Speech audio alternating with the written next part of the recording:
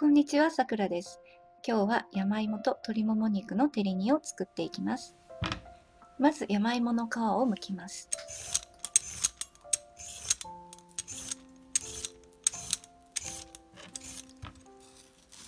7ミリから8ミリぐらいの厚さの半月切りにします。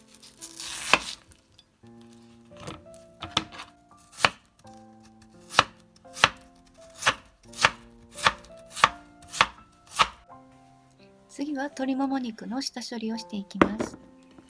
私は鶏ももの皮が苦手なので皮を剥いでいきます。好きな方はそのままつけていても大丈夫です。あとは細かい脂身のところを取っていきます。裏返すと軟骨や膜のような硬いものがあるので取っていきます。こんな感じですね。次はこの鶏肉を一口大に切っていきます。調理ばさみが楽なので私はいつも調理ばさみを使っています。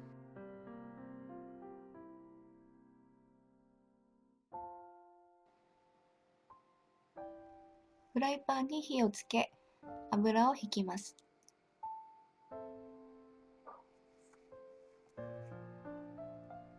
フライパンが温まったら鶏肉を入れます。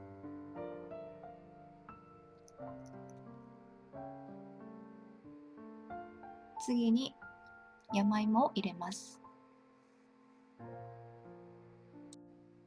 中火ぐらいで焼いていき、焼き色がついたら裏返していきます。全体的に火が通ったら酒大さじ2を入れて蓋をして2、3分待ちます。酒を飛ばすように全体を混ぜます。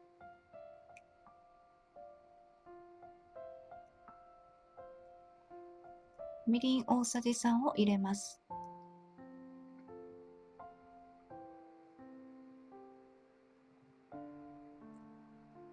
醤油も大さじ3を入れます。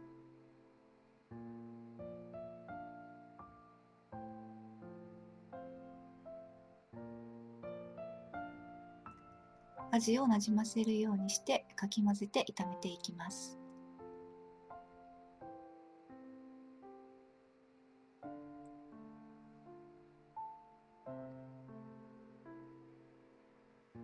少し甘みが足りなかったので小さじ1を追加します。ここはお好みで加減してください。汁気が少なくなるまで炒めて出来上がりです。お皿に盛り付けてからネギを散らすとより美味しくなります。山芋と鶏肉で作っているので満腹感のある一品になっています。味付けも甘めになっているのでお子さんにも美味しく食べていただけると思います。この一品を使った今日のご飯は今回の山芋と鶏肉の照り煮とだし巻き卵と小松菜と油揚げの煮浸しと